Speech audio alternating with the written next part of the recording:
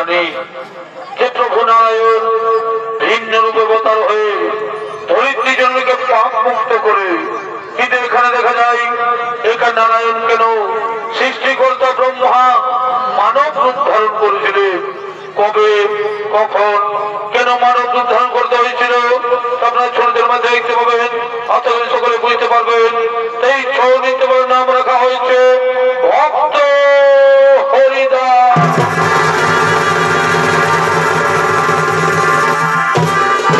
তাই দিকে তারপর যুগে মর্তধামে মহারাজ কংসের অত্যাচারে জর্জরিত বিশ্বজননী তাই প্রভু নারায়ণ শ্রীকৃষ্ণরূপে জন্ম নিয়ে সেই গোপালকদের সাথে বৃন্দাবন মাঝারে গৌচারণ করছে। তাই দিকে বৃন্দাবন মাঝারে আগমন করছেন গাভী বৎসগণ।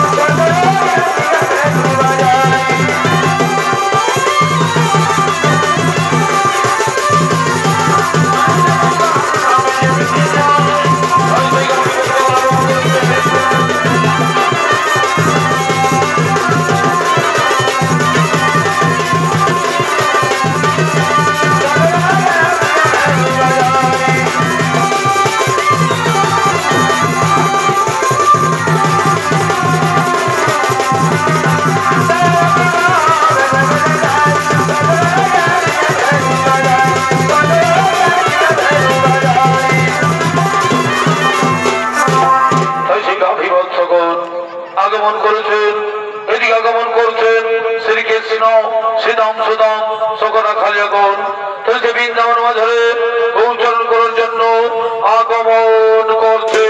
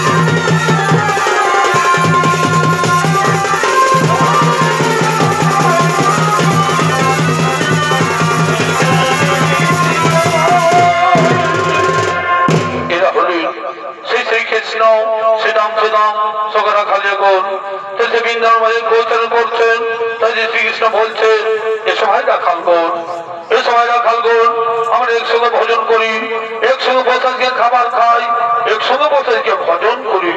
তাতে একসঙ্গে বসে সে বৃন্দাবন মাঝারে তারা ভজন করছে। এদিকে সৃষ্টিকর্তা ব্রহ্মা, এদিকে সৃষ্টিকর্তা ব্রহ্মা মনে মনে চিন্তা করলেন যে প্রভু গেছেন মর্তধামে দুষ্ট দমনকারী মানব রূপে, সেখানে কেমন আছেন তাই দেখতে আছেন ব্রহ্মদেব সে বৃন্দাবন।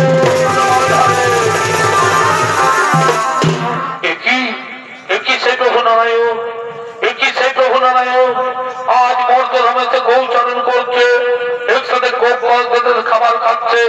না না না না, দেখে আমার সন্দেহ আসছে।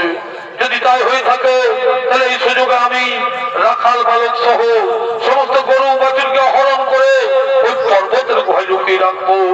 আমি সকলকে চুরি করে পর্বতের লুকিয়ে রাখবো। আমি জানবো কেসে চুলহি রাখাল, আমি জানবো কেসে রাখাল। তাই শ্রীকৃষ্ণ বলছেন, ওরি ভাই রাখালগণ, ওরি ভাই রাখালগণ, তোমরা ভালোভাবে করো গাভীদের গৌচারণ। আমি এক্ষুনি ফিরে আসি, আমি এক্ষুনি ফিরে আসি।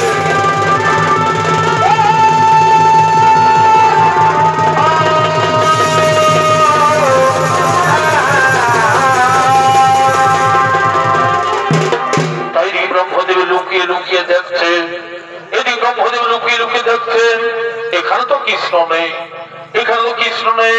এই সুযোগে আমি রাখাল বালক সহ সমস্ত গরু বাছুরকে হরণ করে ওই পর্বতের গুহায় লুকিয়ে রাখবো। আমি সকলকে চুরি করে পর্বতের লুকিয়ে রাখবো।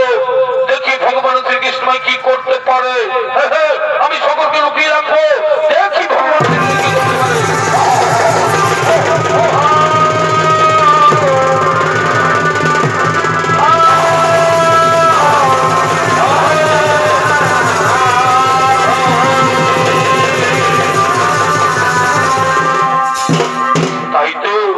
আমার রাখাল বালক ও গাভী বছর কাউকে দেখতে পাচ্ছি না, আমার রাখাল বালক ও গাভী বছর কাউকে দেখতে পাচ্ছি না। তারা গেল কোথায়, তারা গেল কোথায়? আমাকে জানতে হবে যে সত্যি ঘটনা কি। কোন দস্যু এসে হরণ করে নিয়ে যায়নি তো? আমি ধ্যান যুগে জন্য এই কাজ করেছে, আমি ধ্যান যুগে জন্য এই কাজ করেছে।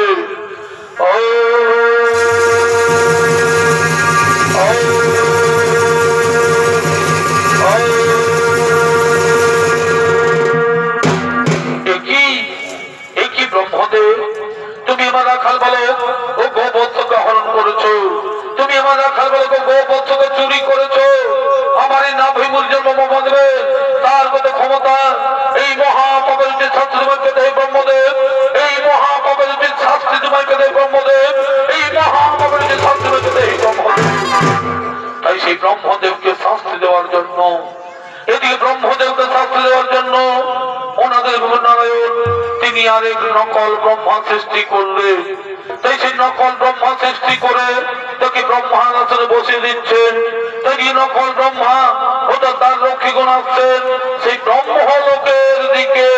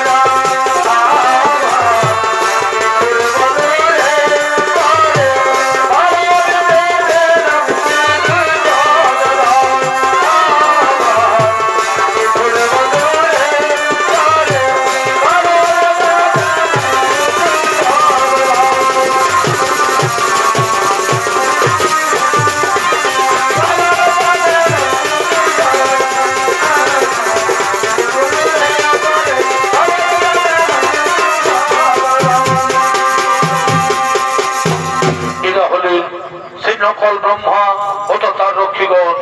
সোনলদারিগণ, সোনলদারিগণ, তোমরা এমন ভাবে তার রক্ষা করো, তোমরা এমন ভাবে তার রক্ষা করো যেন আদেশের কি ব্রহ্ম লোকে প্রবেশ করতে না পারে, যেন আদেশের কি ব্রহ্ম লোকে প্রবেশ করতে না পারে। যথাদেশ করুন সিংহাসনে অক্ষর করে পালো। তাই সেই নকল ব্রহ্মা তিনি সেই ব্রহ্মার আসনে বসলেন, এদিকে তার রক্ষীগণ তাহলে সে তার রক্ষা করছে, এদিকে সে আসল ব্রহ্মা তিনি গৃহের দিকে আগমন করছেন, তিনি গৃহে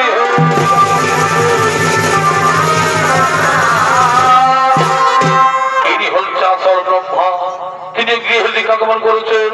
ওরে দাঁড়ি, ওরে দাঁড়ি, তোমরা পতাকা দাঁড়ি কেন? ছেড়ে দাও, আমি যাবো নিজে সিংহাসনে। কে তুমি? কে তুমি? সৃষ্টিকর্তা ব্রহ্মদেবের রূপ ধারণ করে আমাদের ব্রহ্মলোকে আসছো। ওরে দাঁড়ি, আমি তো সে তোমাদের ব্রহ্মা, তা ছেড়ে দাও, আমি ব্রহ্মলোকে যাই। অসম্ভব, তা হতে পারে না, আমাদের ব্রহ্মা তো তার সিংহাসনে বসে আছে। কি বললে? কি বললে? তোমাদের ব্রহ্মা ব্রহ্মলোকে বসে আছে? আরে না না, সে ব্রহ্মা নয়, আমি হলো তোমাদের আসল ব্রহ্মা। তোমরা আমায় চিনতে পারছো না কেন? ছলনা করছো তুমি আমাদের সাথে। বলছি তো আমাদের ব্রহ্মা ব্রহ্মলোকে বসে সৃষ্টির কাজ করছে, আর তুমি এসে বলছো আমি ব্রহ্মা। আমরা কিছু খুলবো না, তোমাদের ছোট বেশ। যাও এখান থেকে বেরিয়ে যাও, বলছি এখান থেকে বেরিয়ে যাও। আরে অকারণে তোমরা আমায় তাড়িয়ে দিচ্ছ। যাও জিজ্ঞাসা করে এসো যে তোমাদের আসল ব্রহ্মাকে। ঠিক আছে, আমরা জিজ্ঞাসা করে আসছি। ব্রহ্মদেব, ব্রহ্মদেব, তোমার ভেষ ধারণ করেছে বলছে আমি ব্রহ্মা, তা কি ভেতরে আসতে বলবো? না না না না, আমি তাকে জানি না, আমি তাকে চিনি না, তাকে এখান থেকে বেরিয়ে যেতে বলো, তাকে এখান থেকে বেরিয়ে যেতে বলো। না, তোমার ভেতরে যাওয়া যাবে না, তুমি এখান থেকে বেরিয়ে যাও বলছি, তুমি এখান থেকে বেরিয়ে যাও। কি আমার এই ঘর, আমার এই বাড়ি, এই ব্রহ্মলোকে বসে আছে আরেক ব্রহ্মা। আমি বুঝতে পেরেছি, আমি বুঝতে পেরেছি। আমি বৃন্দাবনে গিয়েছিলাম ভগবানকে পরীক্ষা করার জন্য। আমি বৃন্দাবনে গিয়েছিলাম ভগবানকে পরীক্ষা করার জন্য। সেই ভগবান শ্রীকৃষ্ণের নবলক্ষ গাভী ও তার সখাগণের হরণ করেছি বলেই আমাকে পাপের সাজা দিতে চলেছে। ওই কথায় তুমি কথা পদ্ম সংঘারী অনাধি বহুনারায়ণ এই কৃষ্ণ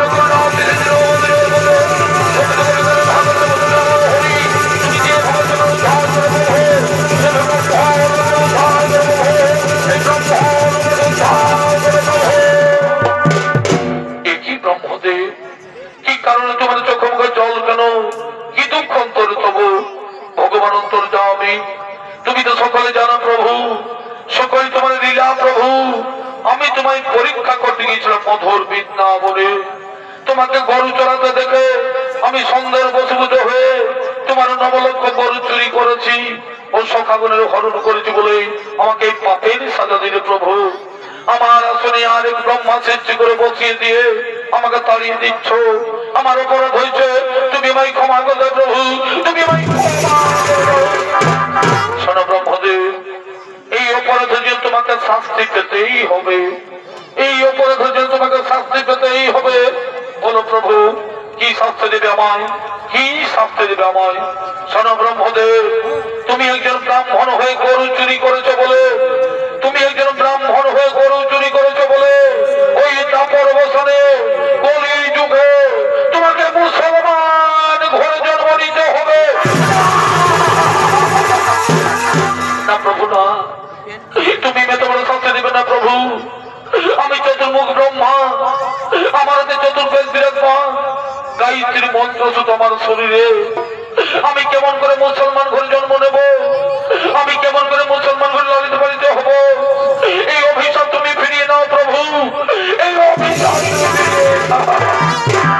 শোনো ব্রহ্মদেব, নদীর একজন ব্যাগ করবেন বই চলে গেলে ফিরে আসে না, তেমনি আমার মুখ থেকে যে বাক্য বেরিয়েছে সেই বাক্য তুমি ফিরে নেওয়া যাবে না। কলিযুগে তোমায় মুসলমান ঘরে জন্ম নিতেই হবে, কলিযুগে তোমায় মুসলমান ঘরে জন্ম নিতেই হবে। ঠিক আছে প্রভু, তোমার মনের বাসনা পূর্ণ করতে আমি মুসলমান ঘরে জন্ম নেব। তবে আমায় কথা দাও প্রভু, আমি যেন মুসলমান ঘরে জন্ম নিয়ে আমি যেন হরির নাম করতে পারি প্রভু, আমি যেন হরির নাম করতে পারি।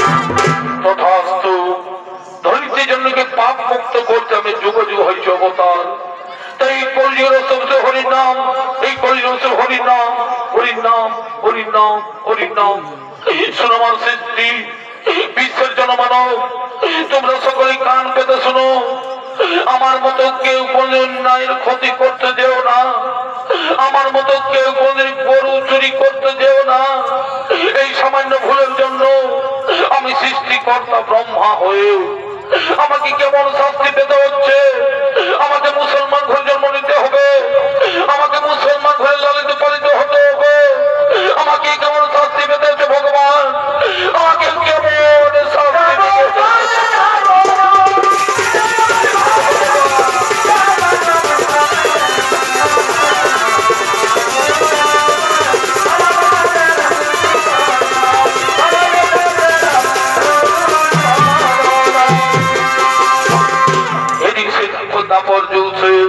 কলিযুগের আগমন। তাই সেই কলিযুগের খুলনা জেলা তথা বর্তমানে বাংলাদেশ অবস্থিত, সেখানকার ঘটনা অবলম্বনে এই নাট্য তুলে ধরেছি। তাই রাজ্যের কাজী সাহেব ওই রাজ্যের কাজী সাহেব আদেশ দিয়েছেন যে হিন্দু মুসলমান বলে কোনো ভেদাভেদ থাকবে না, সকলকে ইসলাম ধর্ম পালন করতে হবে। তাই দুই অনুচর আসছেন রাজ্য পরিভ্রমণে।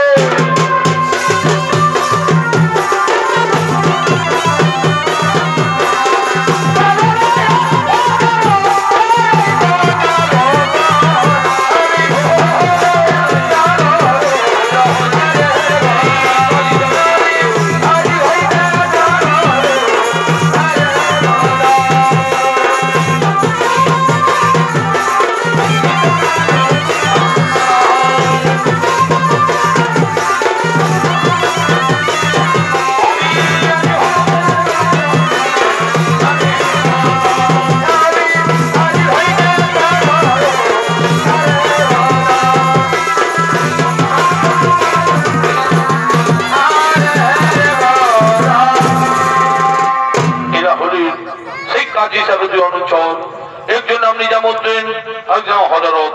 আরে শোন যাও, আমাদের কাজী সাহেবের দেশ আমরা অবশ্যই করে পালন, সকলকে ইসলামী করে তুলবো, সকলকে ইসলামী করে তুলবো। আরে হজা সে কথা কে বলতে আছে রে, এ তো মুসলমানের দেশ, এখানে ইসলাম ধর্ম থেকে থাকতে পারবে না। চলো আমরা নদিয়ায়, নবদ্বীপ, শান্তিপুর সব জায়গায় তল্লাশি করবো। যদি কোনো ব্যক্তি হিন্দু ধর্মীয় দেবদেবের পূজা করে বা হরিনাম সংকীর্তন করে, তার নামে নালিশ আমাদের কাজী সাহেবের কাছে। ঠিক বলেছিস, ঠিক বলেছিস। তাই চলো, তাই চলো চলো চলো চলো। আরে দাঁড়া দাঁড়া, আরে দাঁড়া, একটু আল্লাহর নাম করে খৈনিটা খেয়ে নি রে, একটু আল্লাহর নাম করে খৈনিটা খেয়ে নি, তারপর যাই কেমন।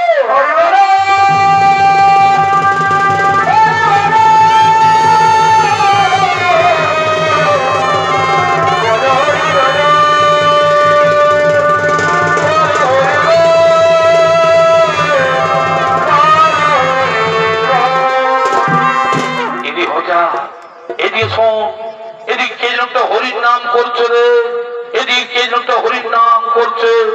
আরে দুর্বোকা, ওটা হরির নাম কেন হবে রে?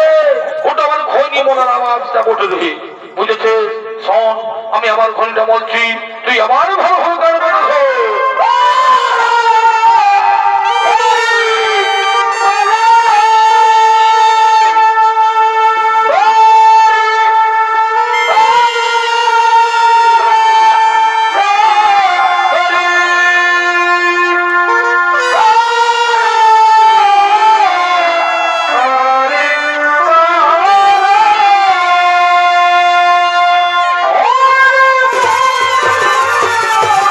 Oh!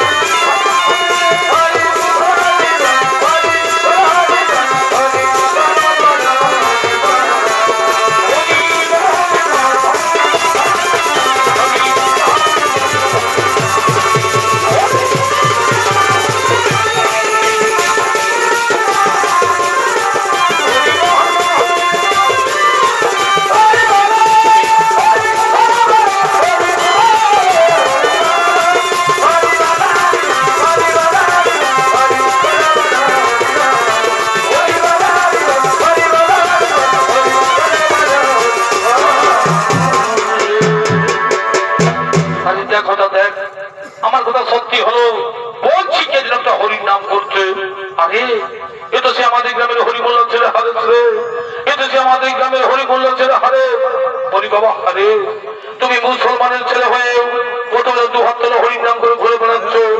এই নাম তোকে হিন্দুদের মরে গেলে হরিবল হরিবল বলে শ্মশানে নিয়ে যায়, আর তুমি এই নাম বলে আমাদের সমাজকে কলঙ্কিত করছো। জানো কাজী সাহেবদের সকলকে ইসলাম ধর্ম পালন করতে হবে। আরে সব তুমি মুসলমান হয়ে হরির নাম করবে কেন? তুমি আল্লাহর নাম করো, তুমি খোদার নাম করো, তুমি কোরআন পড়ো, তুমি হরির নাম করবে কেন? কি বললে, কি বললে? আমি হরির নাম বন্ধ করে আল্লাহর নাম করবো কেন? আল্লাহর হরি কি আলাদা আলাদা? তা কখনো হতে পারে না। একই আত্মা নদীর প্রভু নারায়ণ, নাম কেবল ভিন্ন মাত্র। কেউ ডাকে আল্লাহ, কেউ ডাকে হরি, কেউ ডাকে ভগবান। সকলেরই দেহের রক্ত তো হয় লাল, ওই কারো রক্ত তো সাদা হয় না। তাই আমি হরি নামে সুদা পান করে আমি হরিকে ছাড়তে পারবো না। কি তাহলে কেউ হরির নাম বন্ধ করবে না? না, আমি হরির নাম বন্ধ করলে হরি তোমায় ছাড়বে না, কারণ তার সঙ্গে মধুর সম্পর্ক আছে, তার সঙ্গে মধুর সম্পর্ক আছে। তাহলে কিন্তু আমরা ওই কাজী সাহেবের কাছে নালিশ জানতে বাধ্য হবো। সেটা তোমাদের ব্যাপার, তোমরা যা পারবে তাই করো। আরে চল নিয়ে যাও, আমরা এক্ষুনি কাজী সাহেবের দরবারে হরিবোল করার অপরাধে হরিবোল ছেলে হারেসের নামে আমরা অভিযোগ দায়ী করবো। হ্যাঁ চলো, আমরা অভিযোগ দায়ী করবো।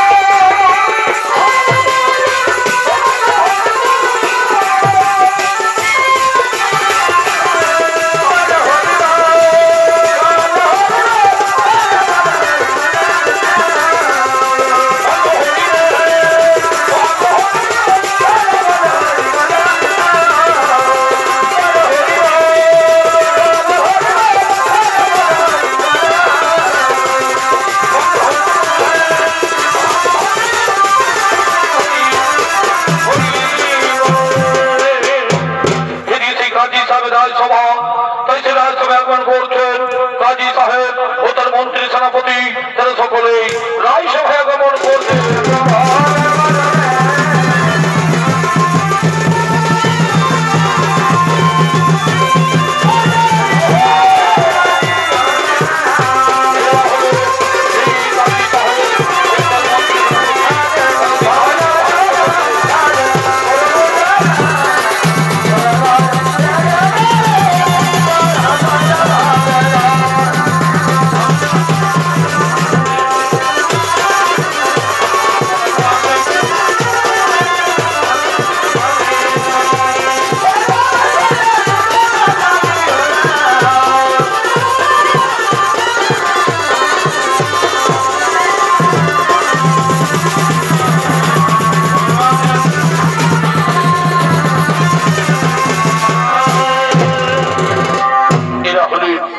কাজী সাহেব ও তার মন্ত্রী সেনাপতি তারা সকল রাজসভায় গমন করেছেন।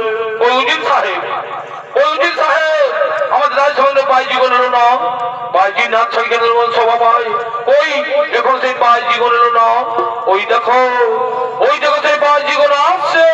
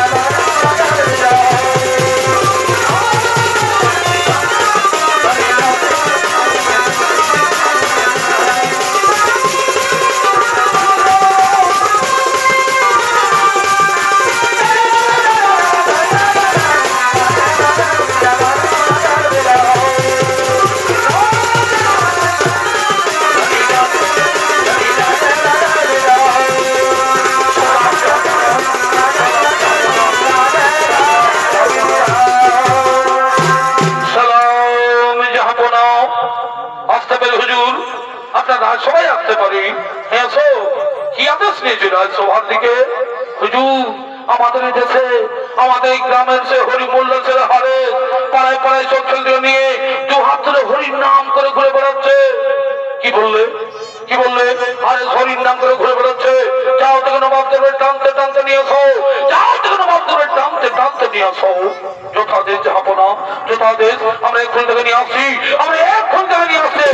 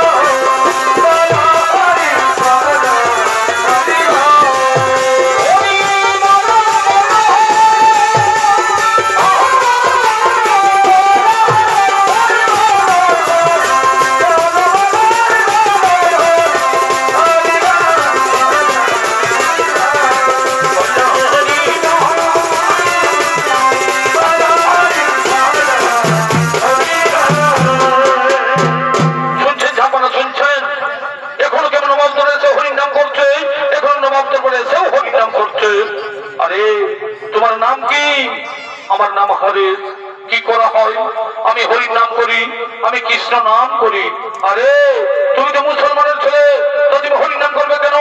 তুমি আল্লাহর নাম করো, তুমি খোদার নাম করো, তুমি নামাজ পড়ো। দেখো কত সাথে তোমার মুসলমান হয়ে জন্ম হয়েছে, তুমি হিন্দু নাম উচ্চারণ করবে কেন? বুঝেছো? হরির নাম কৃষ্ণ করো না। আরে এখানকার কাজী সাহেব আমি, বিচার আমাকেই করতে হবে। শোনো, তুমি কলমা পড়ে গ্রহণ করো আর কোনদিন হরিনাম উচ্চারণ করবে না। হরির নাম তুমি ছেড়ে দাও। হুজুর হরির নাম আমি ছেড়ে দিলেও হরি তোমায় ছাড়বে না। এই মধুমাখা হরির নাম কখনো ছেড়ে যেতে পারে না। হুজুর এই জগৎ সংসারে যে হরিকে ডাকে না, যে আল্লাহকে ডাকে না, সে পদ্ম পাতে জলের মতো। জল জন্মায় পদ্ম, আর পদ্ম পাতায় জল দিয়ে এসে থাকতে পারে না, তেমনি আমি হরিনাম ধরতে পারবো না। হুজুর হরিনাম ছাড়া আমি থাকতে পারবো না। কি বললে কি বললে? হরিনাম ছাড়া থাকতে পারবে না? জানো তোমাকে ভয়ঙ্কর শাস্তি পেতে হবে, তোমাকে ভয়ঙ্কর শাস্তি পেতে হবে। হরিনাম করে যেমন শাস্তি হয়, এই কৃষ্ণ নাম করে যেমন মৃত্যু হয়, তবে হরিনাম কৃষ্ণ ছাড়তে পারবো না। হুজুর হরিনাম কৃষ্ণ আমি ছাড়তে পারবো না। হরিসেনগণ হরিসেনগণ তোমরা একে 22 বাজার নিয়ে যাও, তোমরা একে 22 বাজার নিয়ে যাও। একে 22 বাজার নিয়ে গিয়ে এবারে গাছে বেঁধে এবারে চাবুক মারতে মারতে একবারে শেষ করে দাও। তোমরা একে 22 বাজার নিয়ে যাও, একে 22 বাজার নিয়ে গিয়ে এবারে গাছে বেঁধে এবারে চাবুক মারতে মারতে একবারে শেষ করে দাও। আর শোনো, তোমরা যদি একে মেরে শেষ করতে না পারো, তাহলে কিন্তু তোমাদের এই গর্দন যাবে, তোমাদের জান যাবে। এ আমার শেষ কথা, আমি চললাম। যাও তাহলে 22 বাজার নিয়ে যাও, যাও 22 বাজার নিয়ে যাও।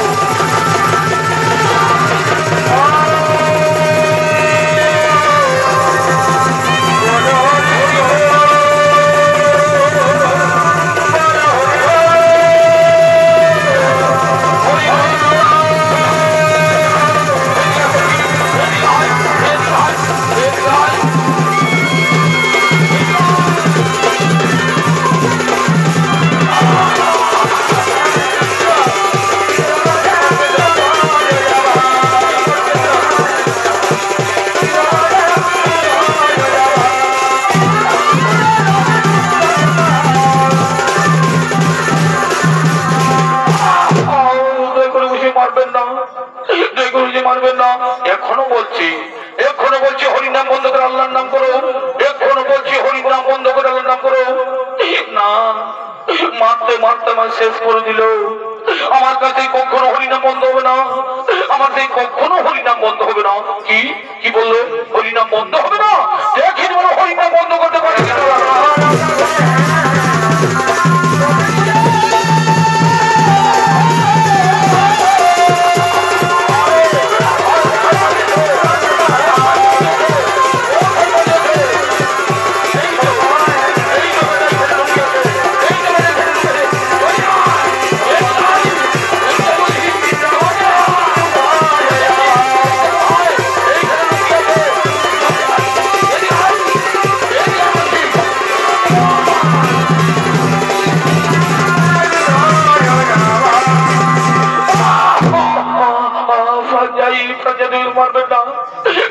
মারবেন না যতক্ষণ না তোমার মুখ থেকে হরিনাম বন্ধ করতে পারি, যতক্ষণ তোমার মুখ থেকে হরিনাম বন্ধ করতে পারি ততক্ষণ আমরা চাবুকে রক্ষা চালিয়ে দেবো। আমাদের ওই কাজী সাহেবের আদেশ, তোমাকে মেরে শেষ করতে পারলেই আমরা বহুদিন নাম পাবো, আমরা বহুদিন নাম পাবো।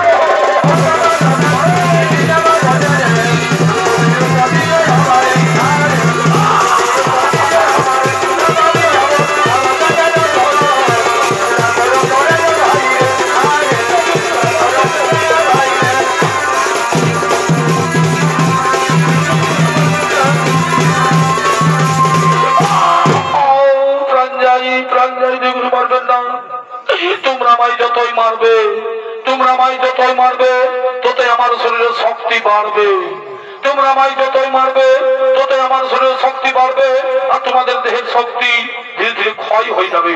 কি বললে, কি বললে? তোমার দেহের শক্তি বাড়বে আর আমাদের দেহের শক্তি ক্ষয় হয়ে যাবে। দেখি তোমার দেহের শক্তি কি করে বাড়বে।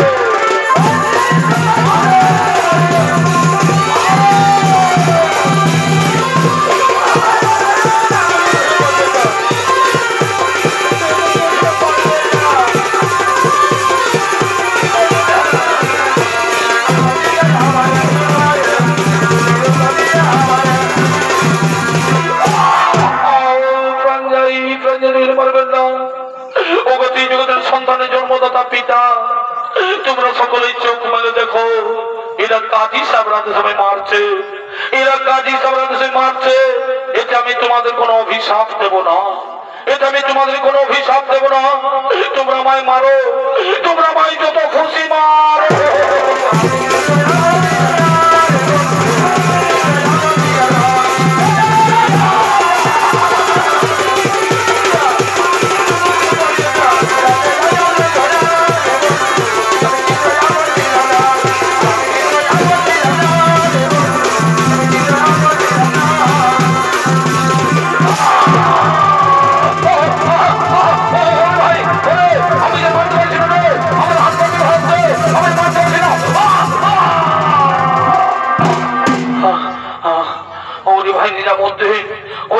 আমার যে হাত পা চল হয়ে গেল রে, আমার যে হাত পা হচ্ছে আমি মারতে পারছি না, আমি মারতে পারছি না।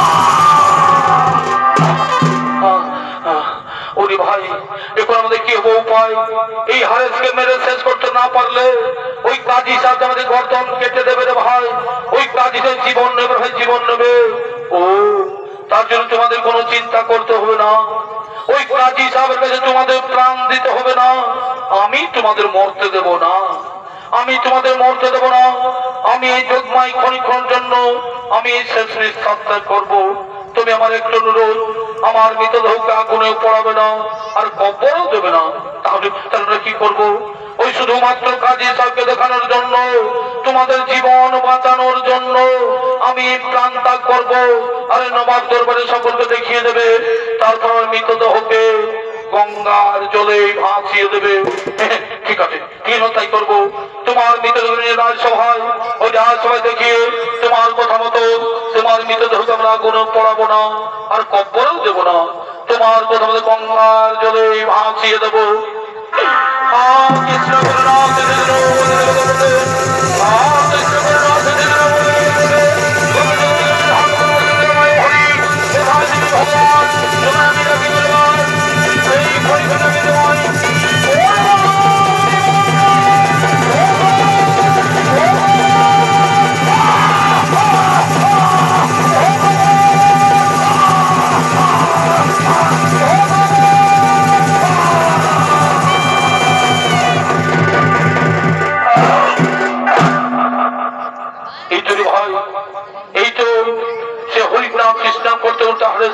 করলো, ওই নাম বিশ্রাম করতে করতে হারেস প্রান্তা করলো। চলো তখন রাজসভায় নিয়ে যায়, ওই রাজসভায় দেখিয়ে তার কথা মতো তার মৃত হয়ে ভাঙা পড়াবো না আর কবরেও দেবো না, তার কথা মতো গঙ্গার জলে ভাসিয়ে দেবো। চলো আমরা বিলম্ব করবো না, চলো রাজসভায় নিয়ে যায়, চলো রাজসভায় নিয়ে যায়।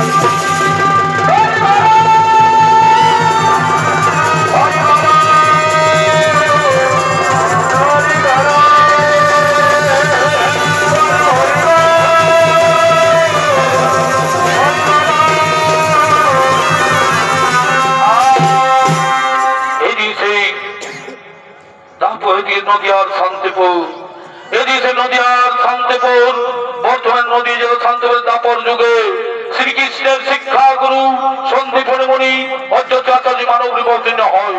তাই সে মহামানব জ্ঞান অনুযায়ী দিতে আসছেন অধ্যক্ষ আচার্য মুনি।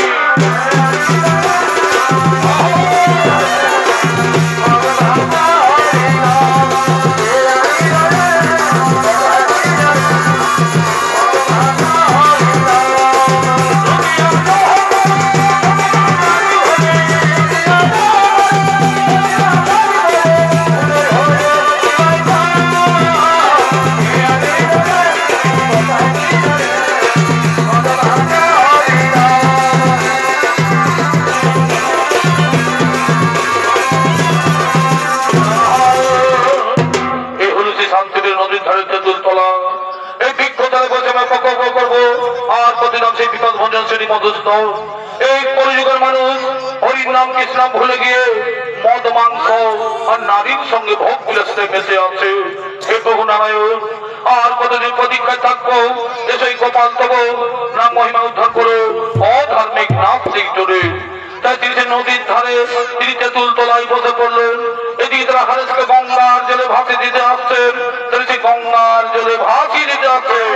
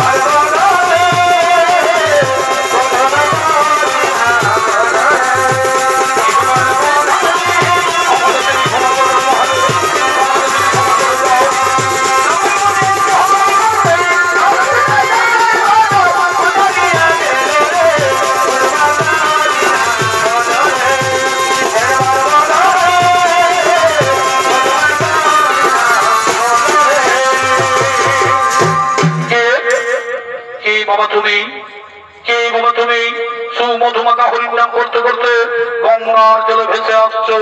এসো বাবা, এসো, উঠে বসো আমার কাছে, এসো, উঠে বসো। কি তোমার সাথে চাবুকের আঘাত কেন?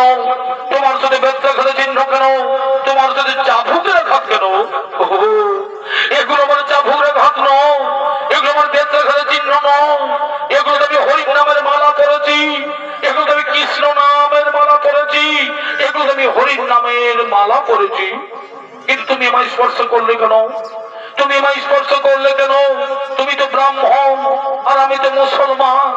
কে বলো তুমি মুসলমান? কে বলো তুমি মুসলমান? যার অন্তরে হরির নাম কৃষ্ণ সদা সর্বদা বিরাজমান তাকে মুসলমান বলে যায় না, তাকে বলে যায় হরির দাস। কিন্তু বাবা, তোমার নাম কি? আমার নাম হারেস, হরিমল্লা মিয়ার পিতা। তুমি আর মুসলমান নও, তোমার নাম আর হারেস নয়। আজ থেকে তুমি হলে ভগবান শ্রীকৃষ্ণের দাস, হরির দাস। এই কলিযুগে তোমার নতুন নাম হলো ভক্ত হরিদাস। তুমি যাও ওই বনগা বাংলাদেশ সীমান্তে হরিদাস করে হরির নাম প্রচার করো। আমি শান্তিপুরে বসে মানুষের মূল মন্ত্র হরির নাম ছড়িয়ে দেই। তাই কাজী সাহেব জানতে পেরেছেন যে হারেস গুলো বেঁচে আছে, তাই তারা আসছে ক্ষমা প্রার্থনা করার জন্য।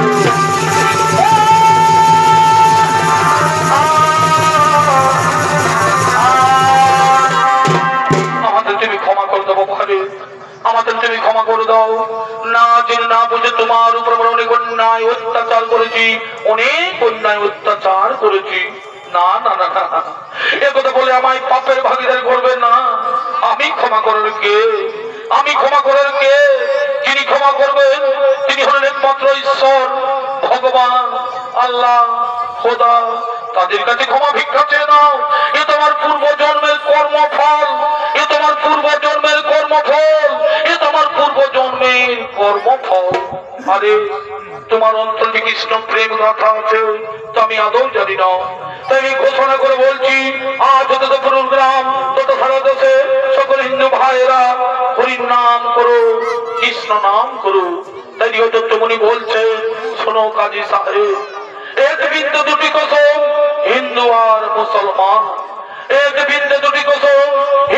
আর মুসলমান ওনাদের নারায়ণ ব্যঞ্জনের সৃষ্টি এক আত্মা এক প্রাণ ভিন্ন মাত্র কেবল না কেউ ডাকে আল্লাহ কেউ ডাকে হরি কেউ ডাকে ভগবান এই হারে মুসলমান ঘরে জন্ম নিয়েও হরিকে ভালোবেসে ফেলেছে বলেই হরির দাস হয়ে আছে তুমি ভগবান নাম করো দেখো তুমি আল্লাহর দাস হয়ে থাকবে এই হারে মুসলমান ঘরে জন্মে হারে হিন্দু ধর্মের হরির নাম বিতরণ করে হিন্দু ধর্মকে সার্থক করেছে তাই আমি তাকে হিন্দু ধর্মে দীক্ষিত করে ইতিহাসের পাতায় স্বর্ণ করে লিপিবদ্ধ থাকবে আজ ওকে হরি বলে আমি আছে আর নতুন নাম